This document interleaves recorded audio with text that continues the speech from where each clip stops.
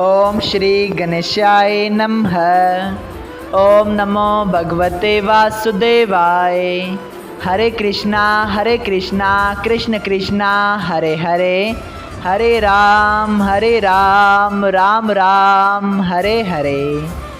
तव्हां सभिनी हरि भक्तन के नमस्ते। प्यारा भक्तों, ही कथा पाण गुरु कृपा से हासिल करे रहा आयूं। श्री गणपति सरस्वती जो दर ध्यान करिया थो मां भागवत महापुराण जो बयान, जंहिंमें व्यासदेव ऐं श्री सुखदेव जी कयो आहे श्री कृष्ण लीला जो गुणगान। सभई चओ जय भागवतम महापुराण। प्यारा भक्तों, कल कथा में पाण श्रीमद् भागवत महापुराण साहिब जो 11हों स्कंद शुरू कयो, जंहिं जे पहिरें अध्याय में ॾिठो त हिकु भेरो रखेश्वर ऐं मुनेश्वर मिली करे द्वारिकापुरीअ में आया ऐं भगवान श्री कृष्ण राजा उग्रसेन ऐं ॿियनि जी गुज़ारिश करण ते उते हिकु शांत आस्थान ते रहण लॻा। लेकिन हिकु ॾींहुं श्याम प्रद्युमन पंहिंजे संगतियनि सां गॾिजी वञी उन्हनि सां मस्करी कनि था, लेकिन उते दुर्वासा ऋषि तमामु क्रोध में भरिजी वञे थो ऐं यदुवंशियुनि खे ख़त्म करण जा अहिड़ो श्राप ॾिए थो, जंहिंजी कथा पाण कल ॿुधी हुई। सभई चओ जय श्री कृष्णा। प्यारा भक्तों, अॼु पाण श्रीमद् भागवत महापुराण साहिब जे 11हें स्कंद जो ॿियो अध्याय शुरू करे रहिया आहियूं, जंहिंजो नालो आहे वासुदेव जीअ खे नारद मुनीअ जो ज्ञान सेखारण। श्री सुखदेव जी चयो, हे राजा परीक्षित, जॾहिं दुर्वासा रकेश्वर जे श्राप ॾियण सां द्वारिकापुरीअ में घणा ई बदसुगण थियण लॻा, तॾहिं श्री कृष्ण वीचार कयो त उहे सभई यदुवंशी दुर्वासा रकेश्वर जे श्राप ॾियण सां थोरनि ॾींहंनि में ई मरी वेंदा। तंहिं करे वाजिबु आहे त वासुदेव ऐं देवकी पंहिंजे माता पिता खे ज्ञान सम्झाए मुक्त करियां, पर उहे मूंखे पंहिंजो पुटु ॼाणी मुंहिंजो चवणु सच न सम्झंदा। तंहिं करे नारद मुनि जे अची उपदेश कंदो त उन्हनि वास्ते चङो आहे। जॾहिं ईअं वीचार करे नारद मुनीअ खे त्रिभुवन पति यादि कयो, तॾहिं हू उन ई साथ में उते पहुची वियो। उनखे ॾिसी द्वारिका नाथ दंडवत प्रणाम करे चयो, हे देव ऋषि नारद, तव्हां थोरा ॾींहं हिते रहण जी कृपा करियो त तमामु चङो। नारद मुनि चयो त हे दीनानाथ, तव्हांखे ख़बर आहे त दक्ष प्रजापतिअ जे श्राप ॾियण करे मां ॿिनि गरियनि खां ज़्यादा हिकिड़े हंधि रही नथो सघां। इहो ॿुधी श्री कृष्ण जी चयो त तूं द्वारिका में बेखुटके रहो, हिते श्राप असरु न कंदो। इहो वरदान पाए नारद जी ॾाढी ख़ुशीअ सां उते रही पियो। हिकिड़े ॾींहुं देव ऋषि नारद वीणा वॼाईंदो, हरि गुण ॻाईंदो, नारायण नारायण कंदो वासुदेव जीअ खे ॾिसण आयो। तॾहिं वासुदेव जी उथी बीह आदर भाव सां उनखे विहारे वेद जो जप पूजा करे हथ जोड़े वेनती कई त हे मुनिनाथ, मुंहिंजो वॾो भाॻ आहे जो तव्हांजा चरण घर में घुमिया आहिनि ऐं असां संसारी मनुष्य जो माया रूपी अंधियारे खूह में स्त्री ऐं औलाद जे मोह में फाथा पिया आहियूं।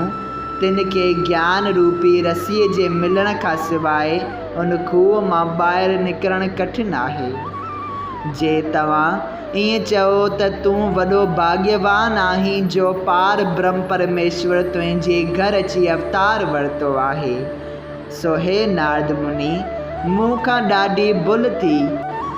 जॾहिं अॻूणे जनम में तप करण वक़्तु परमेश्वर जो दर्शन पाए उनखां इहो वरदान घुरियो त तव्हां मुंहिंजे घर में अची जनम वठो, पर मूंखे पंहिंजी मुक्ति घुरणु खपंदी हुई।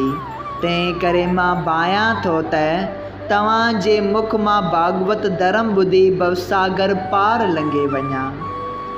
प्यारा भक्तों, इहो ॿुधी नारद मुनीअ चयो त हे वासुदेव जी, जेको भागवत धर्म नवनि जोगेश्वरनि राजा जनक खे ॿुधायो हो, सो पुराणो मिसाल मां तव्हांखे ॿुधायां थो।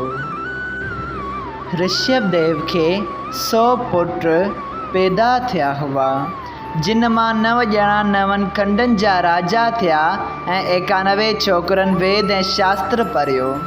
भरत नाले वॾो पुटु उन जो पंहिंजे पीउ जे राज सिंघासन ते वेठो। बाक़ी 9 पुट उन जा 9 जोगेश्वर चवाइनि था। से ब्रह्म ज्ञानी, बाल जती ऐं महात्मा हुआ। जिते बि वणंदो हुअनि उते हलिया वेंदा हुआ ऐं हरि भॼन जे प्रताप सां उन्हनि खे अहिड़ी ताक़त हुई जो जिते घुरनि उते 7 खन में हलिया वञनि। हिकिड़े ॾींहुं हू 9 जोगेश्वर घुमंदा राजा जनक जी सभा में, जिते घणा ई पंडित ऐं ज्ञानी वेठा हुआ, उते वञी निकिता। उन्हनि जी मुखारवंद जो चमकाट जो सूरज खां बि वधीक ज़्यादा चमकियो थिए, सो ॾिसी राजा जनक सभा वारनि समेत उथी हिकिड़े ई दफ़ा 9 जोगेश्वरनि खे दंडवत कई ऐं परिक्रमा करे हथ जोड़े चयो, तव्हां वैकुंठ खां अचो था, तंहिं करे मां तव्हांखे भॻवान विष्णुअ जो पार्षद सम्झां थो। मुंहिंजे अॻूणे जन्म जा पुण्य सहाई थिया जो तव्हांजो दर्शन मिलियो। आदमीअ जी हयातीअ ते भरोसो कोन्हे, ईअं सम्झी मूं तव्हांखे हिकिड़े ई भेरे दंडवत कई।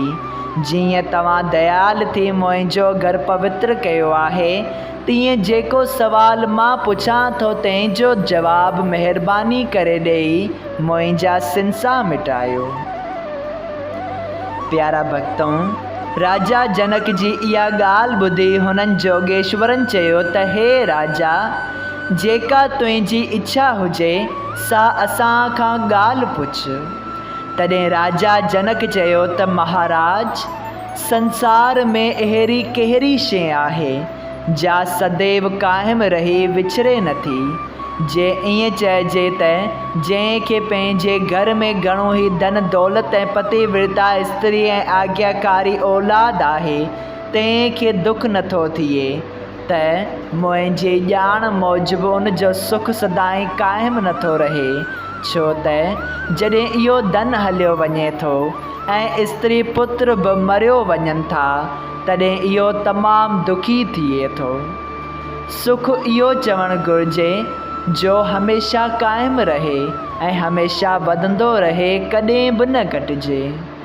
तव्हां ॿुधायो त इहा कहिड़ी शइ आहे जंहिंजो नास कॾहिं नथो थिए।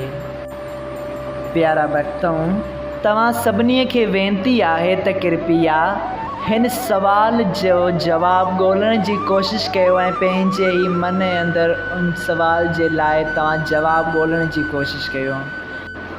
हरे कृष्णा।